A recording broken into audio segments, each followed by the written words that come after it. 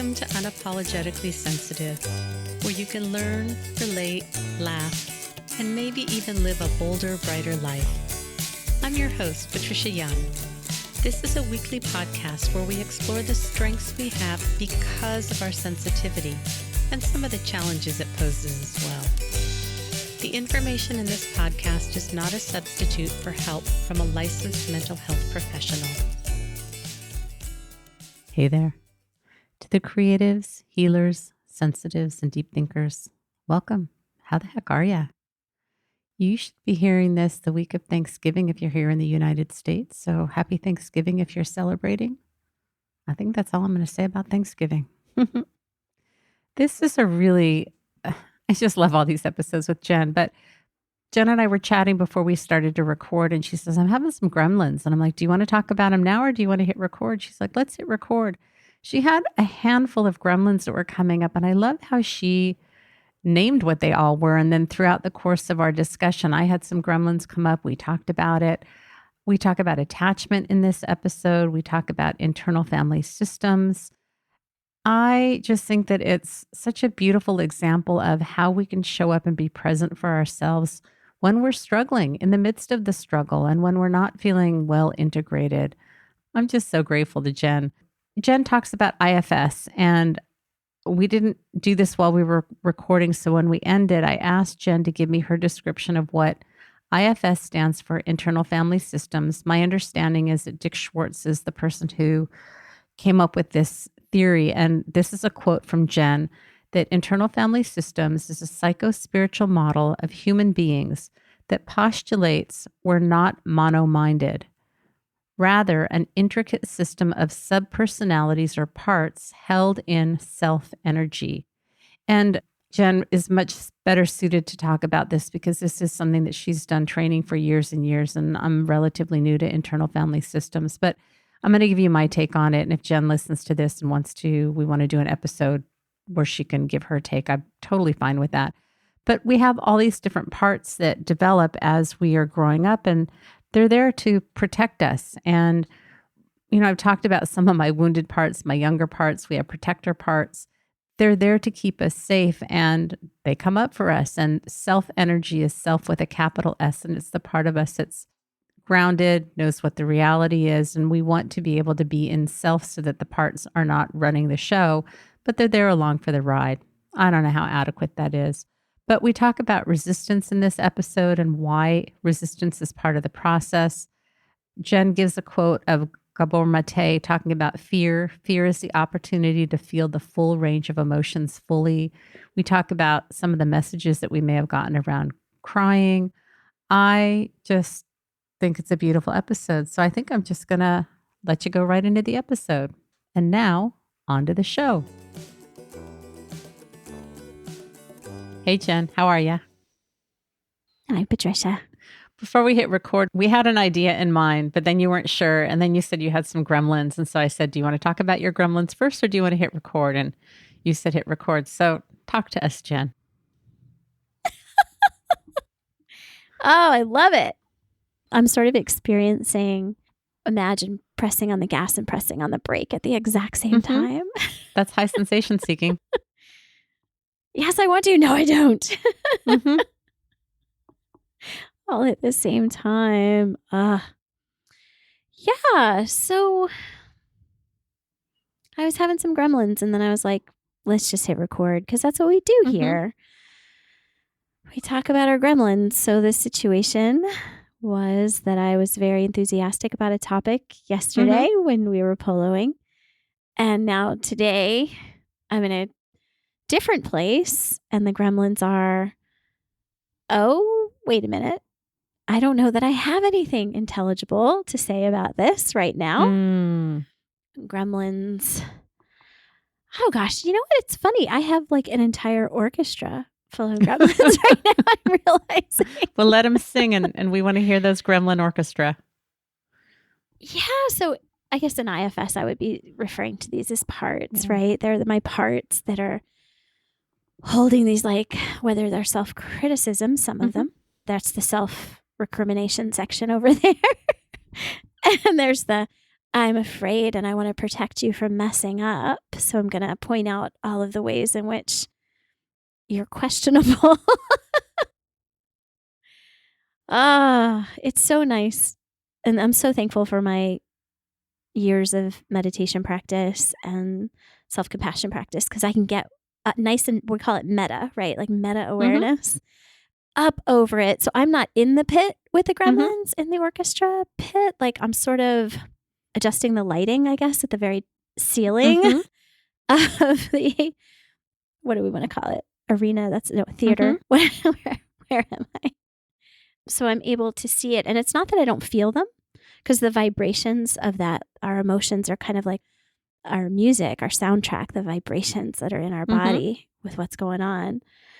So I can feel them, but I don't feel them like I'm standing right next to them. So if the cymbals crash together and I'm right next to them, it's going to feel a lot different than when I'm up here and going, oh, isn't that interesting? Yeah. So what they're saying, my gremlins right now, it's just things like not being prepared enough, me not being good enough for you with a podcast, not helpful enough. There's a lot of not enough going on. Then there's always this little one that's like, oh gosh, you're so attention seeking. Like, look at you calling all of this attention, right? So that's the too much one. Or why do you have to make such a big deal out of all of these things? If you would all just shut up, then we can just go about our business. Of course, then we wouldn't have any music either. So in IFS, we just send what's called self-energy, right? Which is that energy of compassion and just a deep understanding and some wisdom about what it means to be human. There's nothing wrong here. As much as I have a little gremlin going, oh my gosh, you are just such a special type of defective human. To be like, come here, honey. Who taught you that? How old were you when you first got that message? So even now I can feel it and I may even be able to cry a little bit, right? Because that's there. And just honoring it for a moment, letting the most adult part of me kind of put my arms around that little young, painful memory part. Breathe, breathe, breathe. Yeah. And be able to come through it, right? Whew. The sky has not fallen. I've been vulnerable. It's a little,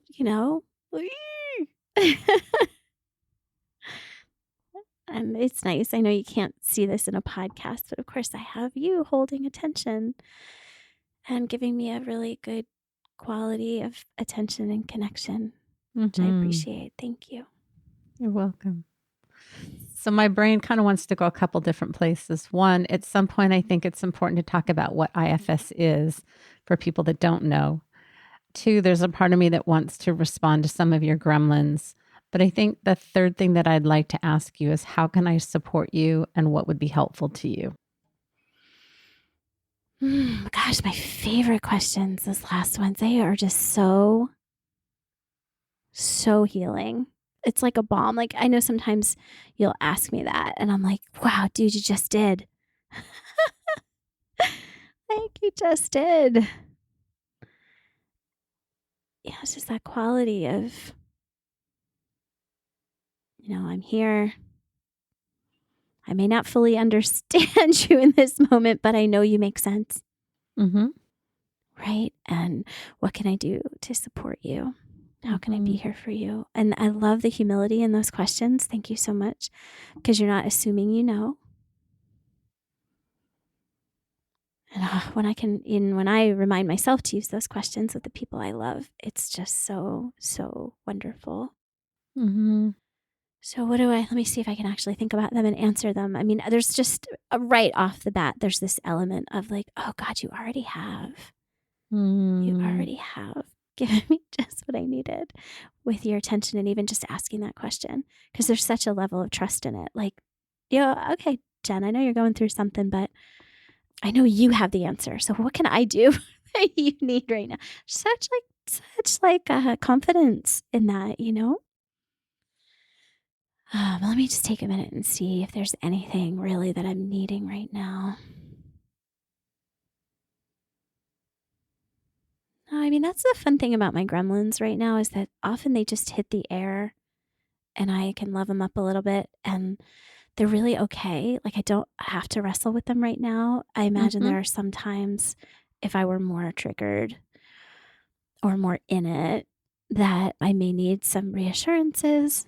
That happens to me a lot. I know you've seen me with that where it's like, I may just need to hear that I'm wanted, that Mm-hmm. it's okay. I'm not feeling like I need that right now.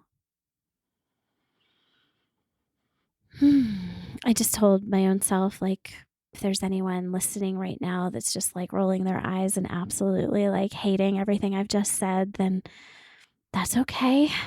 Mm-hmm. Not everybody's cup of tea. Let's try to be nice to each other, but you don't have to keep listening by any means. Mm-hmm. So that's the kind of inner work. But I imagine if I wasn't able to get there myself, you might be able to tell me that if I needed to hear Mm-hmm. it, right?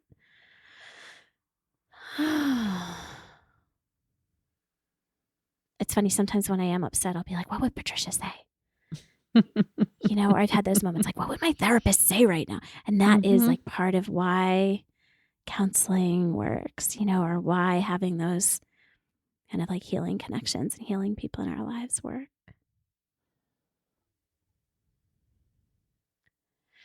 So yeah, I think I'm good. Thank you for letting Okay. me express all of that. Of course, now Sure. I have another gremlin popping up that's like, and Patricia, if you don't want to use this episode because it's really like, we can just delete it, pretend it never happened. So I have no idea. If you don't want to air this, that's fine with me. No, I think it's beautiful. And I love the gremlins that you name because I think that they're relatable to everybody. There's so much that I want to respond to. And so I'm not even sure where to start. So I'm just going to let myself go wherever I want. I just love your willingness and vulnerability to be where you're at. And the truth is, this stuff goes on, I would say, for all the listeners, I would say everybody can relate to this because we have this stuff. And then I'm talking about talking and I shouldn't be talking about talking. And I shouldn't be talking about talking. Like I get that. I get that. We've so been there. And what I was thinking about is usually when we show up to record, we don't have a plan. You're not prepared and you do a beautiful job. So I'm really clear that these gremlins aren't really based in any reality. Like you're just rumbling with your orchestra of gremlins today. So that's one thing. When you were talking about, when you think about what would I say or what would your therapist say, that's about a secure attachment. When we internalize the negative stuff, which is part of the gremlins. But also when you think about what would somebody who loves you and cares about you and can treat you in a very gentle, loving way, that's about having a secure attachment. And we want to internalize those voices. You're tearing up. Do you want to talk? No? Okay. I'm not sure I can. I'm okay. Okay, you're okay. So Jen's just having some feels, and that's okay. There's room for all the feels. Oh, mama. I'm just holding space and loving you. It's so interesting because even though I've studied this stuff and I know what you're talking about, and maybe it's because I have all my parts kind of up and listening. Sometimes I'll just hear something and it just speaks right to a certain part or a place or just understanding it from just in a different angle. Mm-hmm. What you just said hit me not in a sort of bookish, I'm studying attachment theory kind of way, Mm-hmm.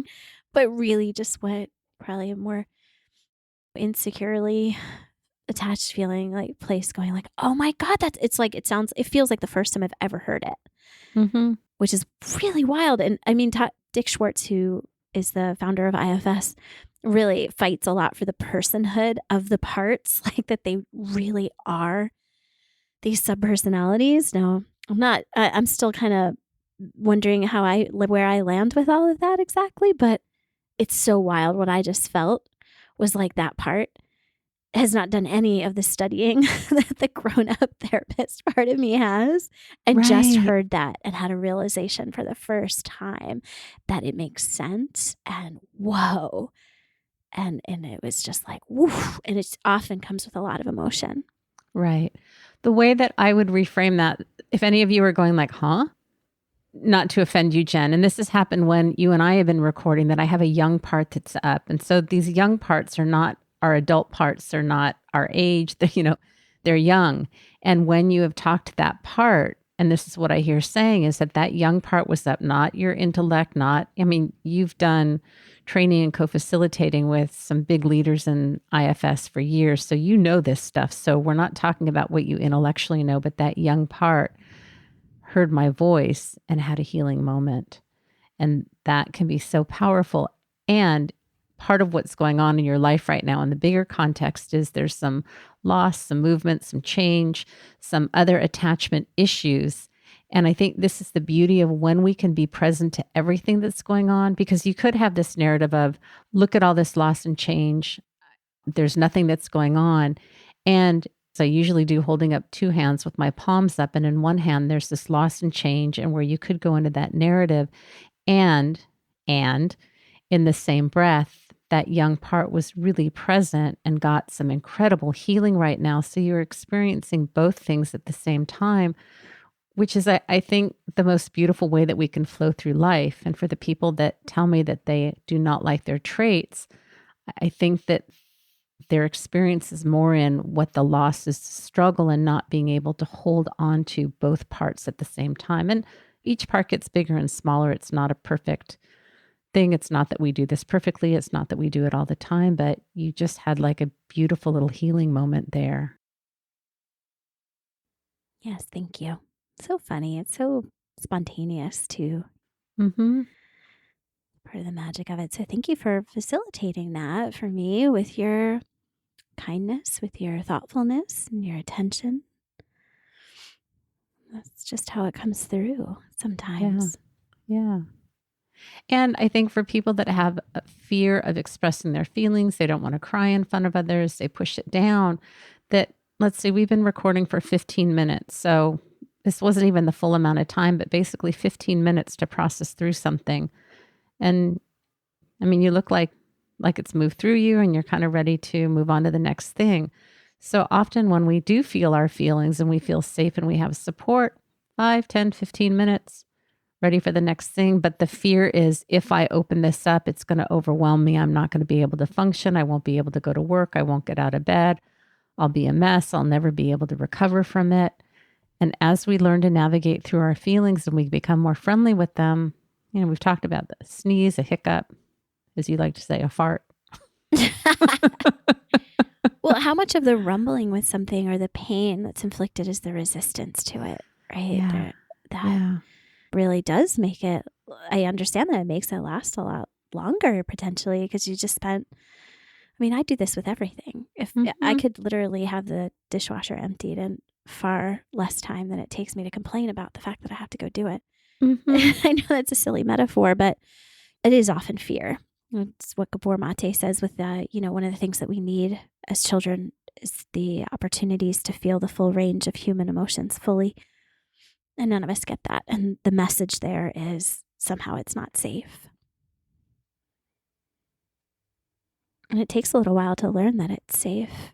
And then we have so much other stuff into it, right? Like, you're ugly when you cry, or you're keep crying, I'll give you something to cry about. Like these early messages, right? And it's like crying becomes something that's associated with weakness or wrongness, or instead of just a moment that's actually can be really beautiful. Mm-hmm. Mm-hmm. Or not being in control. You know how many people feel like they need to control their tears when they come up. Yeah, they are a little unwieldy. I will say that. Like that just surprised me. Like that, I was like, whoa, I didn't even talk there for a second. Right. Right. So that spontaneity, that uncertainty, lack of control, I'm feeling rather in control now. Again, like it doesn't stay. Well, it's like right? the willingness to let go and to be in that place of uncertainty and not knowing allows you to come back to a place of feeling grounded and contained. I mean, we use the word control, but I think it's about feeling uncontained, ungrounded, vulnerable, spilling out. And now it feels like your adult self is more present and here. Yeah. It's funny. I was just thinking about whitewater rafting Mm-hmm. or other things that we do for enjoyment that we don't really have control with, but we're in this like playful interaction with, right? Whether it's a river or someone throwing a football at you, which scares the Mm-hmm. heck out of me. Anything coming at Yeah. anywhere near my head is terrifying, but put me on a river Right. any day, right? There's a lot of things that we're not in control of and we actually enjoy it. And, what a shame that we didn't cultivate this appreciation for or enjoyment of our own emotions and Right. wonder, right? Wonder about them and curiosity about them. And Right. it's part of being human. Absolutely. And we talked about resistance. That resistance is part of the process. If you're in a place Yes, where you're feeling resistant, that's okay. And we've absolutely. gotten so many messages, and then we give it to ourselves that we should push through and we shouldn't be fearful and we shouldn't be overthinking and we should just get over it and we should just do it. Resistance is a healthy and natural part of the process, and we need to honor it. We really need to honor it. Yes. Yeah. Yeah. And just see the role it's playing, right? Mm-hmm. Just understand it. Yeah.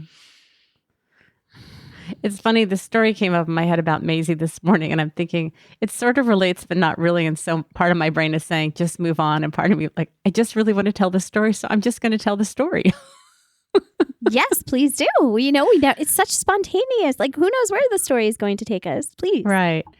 I was walking Maisie, and the Halloween decorations are out. And we were probably at least, I don't know, 8 feet away from a planter that has a scarecrow that's maybe like 2.5 feet tall in it, not close to her at all. And as soon as she saw it, she just backed up. And if her collar was loose, she would have pulled out of her collar. I mean, a really, really fearful response. Nobody was home. Nobody was on the street. There was nothing else. It was just this visual spot of this scarecrow and this planter that really activated her. And I told her she was okay and she was safe. And I went and sat on the step next to the scarecrow. And, my hand was extended as far as it could on the leash because she still was really pulling and not wanting to be there. And I touched the scarecrow and I used words. I know you're feeling scared. This is just a scarecrow. You're okay. You're safe. Touching the scarecrow, just sitting. And she did not really loosen up. And I sat for a few minutes and I thought, I'm going to pick her up and I'm just going to sit her on my lap next to the scarecrow. And part of me says, maybe I shouldn't have done that, but this is what it felt like I needed to do. So I gently scooped her up, sat down. So we were maybe a foot away from it. And I just pet her and put words to what I think she was saying. And I really couldn't tell if we were making any progress or not. And then there's this woman who walks her dog that we see periodically. And I explained what was going on. And her dog had kind of come up to say hi to Maisie. And she's like, is this okay? And I thought it was a really good distraction. And I actually asked her to bring her dog up to sniff the planter. The word that I use with my dogs when they get fearful is check it out. And so she had her dog come up. The dogs were sniffing noses and saying hello. And then I had her dog come up to the planter where the scarecrow was. And then I set Maisie down. And then Maisie kind of timidly went up and checked it out and then was more interested in engaging with the dog. But she approached the planter. So this woman and I continued our walk on the way. And I have really strong feelings about wanting Maisie to not feel frightened because that's how you get angry, reactive dogs. Dogs that are very fearful will turn into very angry, reactive dogs. And she's already naturally very protective. It'll be interesting when we go back the next time what her reaction is. And I will continue to work with her. But this reminded me of what you were talking about of it was okay that she had resistance. I didn't force her, but she needed some support because if I just would have sat there, she wouldn't have been able to make that next move to get close to it. And then having this other dog to kind of shift the energy and to have her touch it, but not make her stay there until she did what I felt like she needed to do. And then to move on with something that felt pleasant for her. And I think that this really, so you had that gremlin about it's all about me. It's like, I just want to talk about my experience this morning. My gremlin, I'm okay with it. But I think it's relatable of how do we work with our fears and our resistance and how do we honor it and how do we know when to push and when to hold back. And it's not always very clear. But I think to be able to honor that process and to be present to the feelings. And I really believe when you work with animals or people, talking about those feelings is really important, and naming them and talking about the safety and not forcing her, but being present to her experience while supporting her. Yeah. Oh, I think that's beautiful. I'm so glad you shared that story. I'm having a couple of thoughts as you were talking. And one was like, just now was like context matters. So you know how like we'll talk about things. It's like, well, I'm fine today, but if you asked me 2 days ago, I would have been a blubbering mess right now, And so when we think about like, well, what's the right thing to do, right? Which just reeks of perfectionism. It's like, well, in the moment with and in context, so not decontextualizing again, right? I don't know that you would have made that choice if Maisie, say, was going through something and needed medication, or I have a dear friend whose dog just had an altercation and she's gotten, she's to treat it and everything. So I was thinking about my friend's dog, and that would not have been the morning to do that, right? Like, because the resources internally for the dog might not have been there. But you've got this wisdom, and I think one of the worst things that we do to each other sometimes is like make those judgments, but we're not there. Like if someone said, "Oh, well, that didn't work for my dog," and maybe they had done it on a day when something else was going on and it wasn't a good idea. I'm really aligned as a dog owner with everything that you just said. I mean, I had with Coco, I had to teach her how to not be afraid of like a fire hydrant, and I was thinking of Maisie with a watermelon a few months ago. And, and you're absolutely right that often an aggressive dog is actually an anxious dog because fight or flight, they're right there, right? Fib or fawn. Yeah, I wish my dog could fib. I wish it could talk to me. Oh, wait, we're working on that, aren't we? It's so cool. It's really funny. And then the second thought that I was having, my dear one, is, when you had this other dog show, Maisie, check it out, and it just reminded me how many times I've heard your mission and your vulnerability and sharing that with as many people as you possibly can so that they know they're not alone in it. So this entire podcast, and so often you have risked that vulnerability with yourself and being willing to put yourself out there, possibly to be criticized or whatever, or loved or hated one way or another, right? So, but like you're that second dog for so many people. Thank you for that. Thank you. Yeah, I just really want to honor you for that. Oh, thank you. So I have a gremlin. Let's have them. They can come join my orchestra. The Symphony of the Gremlins. So I was singing, you gave me such beautiful feedback, and I had all these things to respond when you initially started, but I wanted to honor where you were at. And so I'm like, I was being selfish and I should have said more about you. So that's one of them. Come here, gremlin. Let me hug you. I know. What a day, huh? And in the place that I'm at today, I'm really able to take in the second part of your feedback because I've been really rumbling with the episode that came out last week. We're recording this a few weeks ahead of time, but I've really been, should I release it? Should I not release it? Because I was having a lot of feelings. And I listened back I talked to you about it this week, and you said, well, maybe we shouldn't release it. And then that activated fear in me, like, oh no, maybe this is dangerous. I listened to the whole thing this morning and I thought, man, we did such a beautiful job talking about it. We did such a beautiful job talking about it. I'm talking about episode 165, which piggybacked on, I think it's episode 161, about having a conflict with someone. And although it's after the fact, I think the only things that I would want to say is everybody has hurt and wounded parts. And so I got a chance to see Melvin's really hurt and wounded parts, and it activated stuff for him that really has nothing to do with me. And I don't think that I don't know that I still do, but I can pretend like I do right now. I don't think that I had as much grace and compassion for talking a little bit more about what may have been going on for him, because I've really been in the very middle of my own story about how hurtful it felt. Although I was really surprised listening to the episode about how much clarity.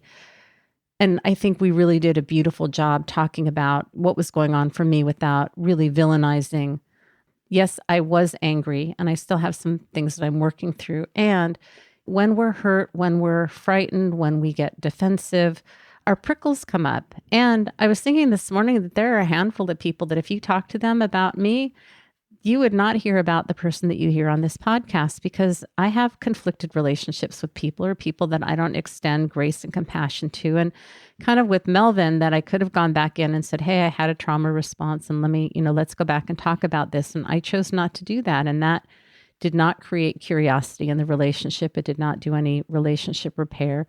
I'm not saying that I should have done it. I'm just naming that I didn't. And we can make those choices. We can always go back in and try and do that repair work. We assess whether it's of value or not to us. So I'm just naming that I could have done things differently. And what I meant to do in the introduction to 165 was to talk about, and I had just forgotten that Melvin's reaction is about Melvin and Melvin's wounding and some younger parts that obviously feel very, very protective of him. And he has a right to that. I think that's all I have. Yeah. Melvin is not his name. Nope. Yeah. Yeah. And I really do want to preserve his anonymity. I mean, I'm very clear about that. So, yeah. No, I think you're very careful and respectful. Yeah. And, telling your experience. You're not telling his. Yeah. So I think the goal is for people, and I was talking about this in the online HSP course the other day, and I think you and I have done a beautiful job of exemplifying it. Now I just want to name it. I think often the goal is not to be more confident, not to be more, I don't know, what are some of the things that people would want to be? Less sensitive, more assertive. I don't know. Do you have any thoughts? Any adjectives? More productive. You can add? More productive. That what I was talking about is I think it's about really learning to turn inward and get clear about what is it that I'm thinking, feeling, needing, and how can I show up authentically, even if it's messy, even if it's imperfect, even if it hurts somebody's feelings. What is it that I'm needing and recentering? We've talked about this repeatedly, is recentering on ourselves and our needs. I know that can sound very selfish and self-centered. Before we were recording, I said to you, I just want the world to be about me. I was doing something else and you said, how was I? And it's like, I'm just not plugged in yet because I kind of want people to leave me alone and I want to do what's fun and interesting to me and I don't want to be available to anybody. I'm here and I'm okay doing it. So for my clients, if you're hearing this and this scares you, please don't let it. But I think we all have this part that we want the world to be about us. I think that's okay. But in this self-centering practice, it's shifting from what does everybody else need? What is everybody else thinking and feeling? How can I make other people feel comfortable and happy in their lives too? What am I needing? And how can I be there and be present for myself, which is what you demonstrated for us at the beginning of this podcast. Yeah, it's definitely a balance, right? I have that part too. I often just call it the baby that just wants to be chosen and gets desperate feeling if it isn't. And then the adult part of me is like, well, yeah, we can't be chosen right now. There's children that need to be taken care of or something, Yeah, I mean, we're just so mysterious. I really just kind of wind down to bowing to the mystery of it. I know that we're trying really hard to figure stuff out, make sense of it. And if we could just start with the mystery, I think there would be so much less judgment and so much more space to hear each other and to give each other, to be patient with each other as well, so that we can hear the stories and that can even see how they evolve and people can change how they feel about something or what they're thinking as they understand their parts or unblend from them. Right. So yeah, lots to talk about. Thank you. Thank you for your vulnerability and for your symphony, the Gremlin symphony. Sometimes it sounds lovely. Other times it's very discordant. Yeah. But I think that when we can name it and become familiar with it, it doesn't feel like it's so real and pervasive. It's like you said, it's not like you're in the orchestra pit with all the gremlins that you're up above with the lighting and you've got this oh, isn't that interesting? Yeah, it's kind of neat being human. Well, thanks for being here today, Jen. I, as always, appreciate and love and value you and your input. Thank you. Thank you for having me. It is a pleasure. All right. Have a great day. Hey again. So I'm curious to know, what did you think? My hope is that it was relatable. If you are struggling, if you want to work with either Jen or with me, we would love to help you thrive as a highly sensitive person. We get what it's like to struggle. We get what it's like to have gremlins. We get what it's like to be bold and courageous. And I'll tell you, the work that Jen and I are doing and we're talking about takes a tremendous amount of courage to be able to look at our stuff, to be vulnerable. Maybe people see us as being weak, frail, fragile, sensitive, emotional. Doesn't matter to me because we are so clear about who we are and the work that we're doing. And I think we both have this vision of really wanting to empower all people who are deep feelers and deep thinkers who have been told you're too much, you're too sensitive, you think too much, you worry too much, you analyze too much, you're too dramatic. That if you have those negative messages that are running around and it's preventing you from seeing the gifts that you have. I don't care who you are, whether you're a deep thinker, a deep feeler, highly sensitive or not. Being a human is messy and complicated, and nobody has this beautiful, charmed life that they don't have any bumps in it. Our goal is to help you navigate those bumps and know that it's okay. That's just part of life. And if you're struggling, please reach out to one of us. You can reach Jen at heartfulnessconsulting.com. You can reach out to me at unapologeticallysensitive.com. I work with people all over the world. I'm not sure if Jen is doing coaching and therapy, but if one of us resonates with you, please feel free to reach out to us. I offer a free 20-minute consult. You want to see if we're a good fit, you're curious. I want everyone to know that there's nothing wrong with you, that you have gifts and wonderful things to offer this world. And I really want to help you thrive and have self-compassion and feel really good about who you are amidst the struggles. I think that's all I have to say. If you are celebrating Thanksgiving this week, I hope that you enjoy your day and time with whoever you're choosing to spend it with. Remember, sensitivity is nothing to apologize for. It's your superpower. Have a blessed day.